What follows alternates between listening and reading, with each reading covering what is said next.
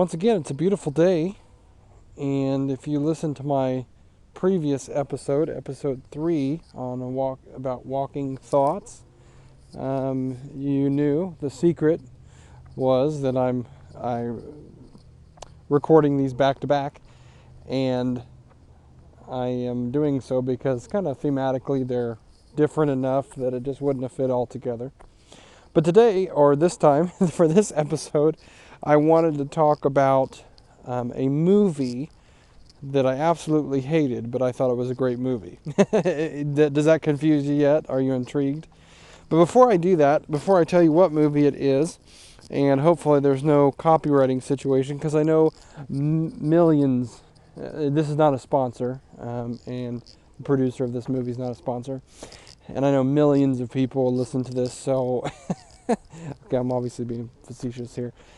But so I wanted to lay a little bit of foundation of why I am reacting to this movie the way that I am. So first of all, as you know, as many of you know who listen to this and who listen to anything or read anything that I do faithfully, you may or may not know, maybe, that I am a bivocational pastor, and that just simply means that I am in ministry. I preach. I do all the things a pastor does. And I also have a full-time job. My full-time job happens to be at Indiana Wesleyan University, and go Wildcats. So I work in a department that we make partnerships with nonprofits, churches, Bible colleges, even the aviation industry. And if you ever want to ask about that, I can definitely tell you about that. Not a sponsor, by the way.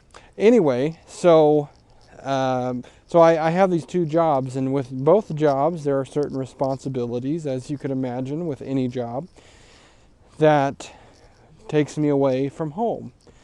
And in the church setting, I might have a hospital visitation when things are ideal and I don't have to be quarantined in my house. I might be visiting someone in their homes, in the hospital. I might be doing things that take me away from meetings, church board, staff meetings, things like that. In my full-time job is somewhat similar, but that would be more just daytime, your normal work hours. So these things take up time, and as you can imagine, I have a family to attend to, and it can be frustrating when, or not, maybe frustrating is not the word, but it can be rough, let's say, when there are just day after day after day of meetings, and maybe I'm away at a conference, or even sometimes I'm asked to speak at different places, and that takes me away, as you could imagine. So with my kids right now, at the time of this recording, my kids are 9 and 6 years old, and my daughter's about to have a birthday. Well, in any kind of context or situation, no matter how old your kids are, you want to make sure that you're there for them. You want to make sure that you get to cherish not only your upbringing of your children, keep those memories, develop memories, have great times. I always see people on Facebook, they're going out and doing these amazing things like going to Disney World and all those type of things.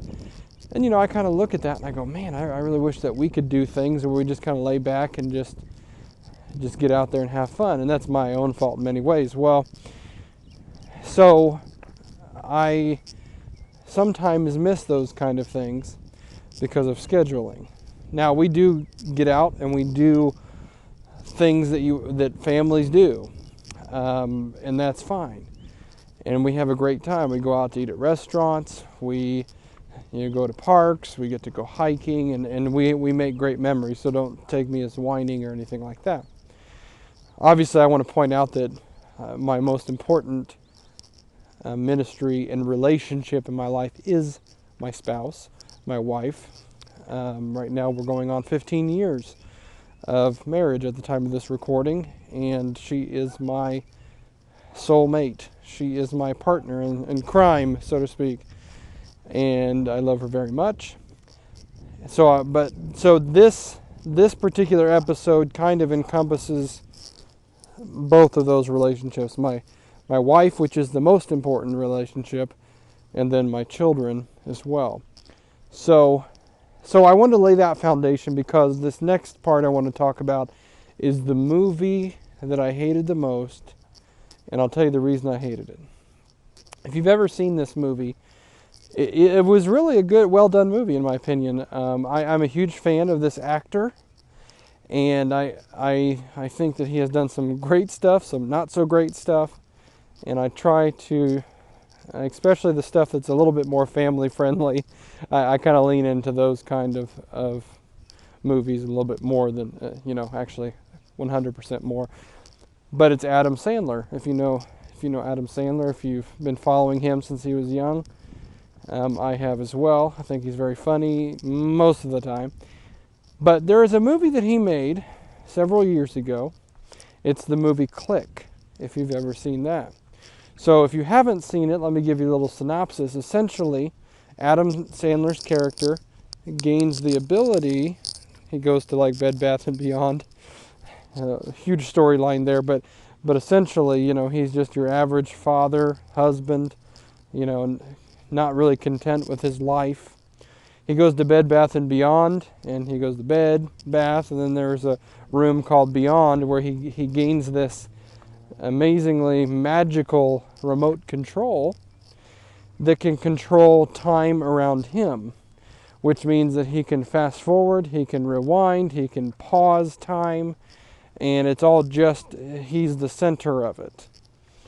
And so if he, for instance, wants to cherish something that's going on in his life, he might pause it to take a better look.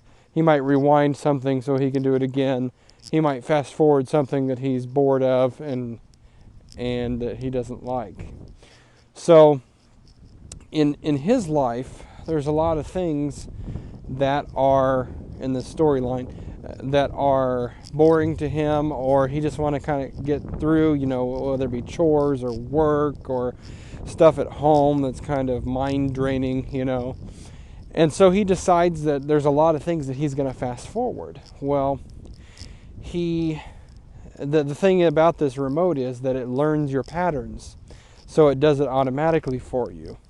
So what he found was he began to fast forward and fast forward and fast forward. It became kind of like an addiction for him, and the remote learned of his particular patterns, and it started just fast forwarding life for him. So all of a sudden, he wakes up and it's like 20, 25, I can't remember the exact number, maybe 25 years in the future, and he has no memory of the previous 20, 25 years, whatever it was. All he knows is that he is older and fatter, and his children are adults when they once were obviously kids. His wife had divorced him a long time ago, and had, they were still obviously interacting with raising the children, and I mean, obviously they weren't children anymore, but interacting as a family. But that remote had learned his pattern and had just fast forwarded all through life. Sure, he had built some sort of multi-million-dollar empire for his company that he started, and things were going well financially, but he had lost all memories of his family. When he went back to look, he saw times in which he was just kind of on autopilot. If you were to watch kind of the replay or something, he was on autopilot. He was just there, but he wasn't really interacting in a meaningful way with his family. Obviously, that led to his children just being done with him and angry with him, and they weren't raised properly because of that. His wife, there was lack of intimacy there. So you could just imagine the kind of heartbreak he was going through in the context of this movie. Well, the reason I hate this movie, I thought it was actually fairly well done, to be honest with you. And it had a good storyline. And it almost had that Christmas Story vibe, or the Christmas Carol, there you go, Christmas Carol vibe of seeing your past, present, and future, and definitely learning an overall lesson. Charles Dickens, all of that is kind of the style of writing, but in a more modern context. And the reason I don't like that movie is because that's actually a fear that I have in having so many jobs and hours and things like that, going to meetings and you could just imagine.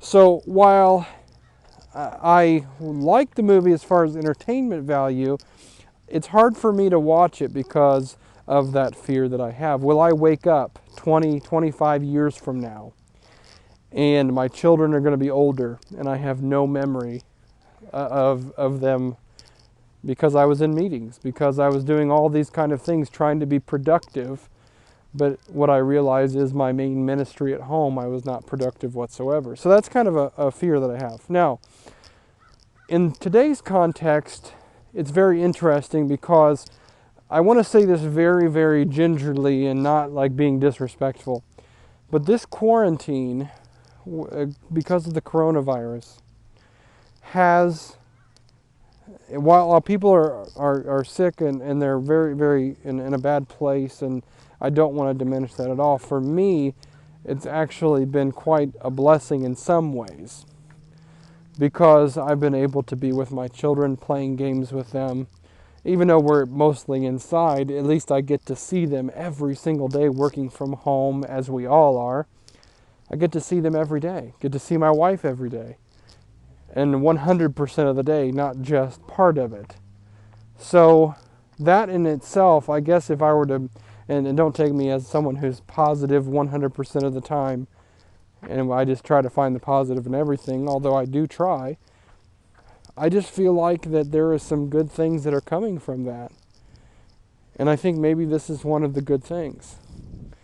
Like I said, people are hurting, people have lost income. I don't want to diminish any of that because that's truly a bad thing. And I don't want to make people feel like, oh, don't worry about it, it's not a big deal.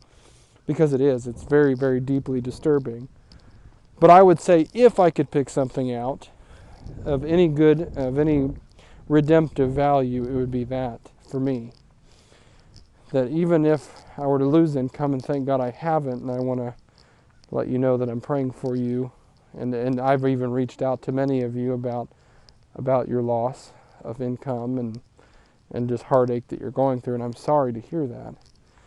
But I think that for me, one of the blessings I have seen, if I could find a hidden blessing, would be time. Time is being redeemed. And it seems like that fear that I have of waking up 25 years from now, that fear is kind of diminishing. So that's the movie.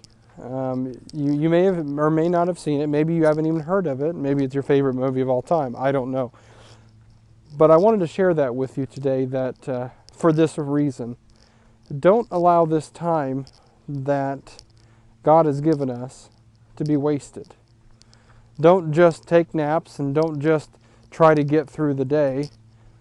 What would happen if we went through each day and it wasn't necessarily about us, but it was about those that we love? Now, I'm not indicting anyone and trying to say, oh, you guys are all selfish and stuff. No, don't take me as saying that, because that's not true. But I do think sometimes we kind of allow our circumstances to overtake us to the point of we're always in survival mode. And I think that life has much more for us than that. So I wanted to share that with you in this episode. Hopefully you got something out of it. And if you didn't, well, then there's another episode eventually coming. So maybe that's for you. Have a great day. Hope you're doing well.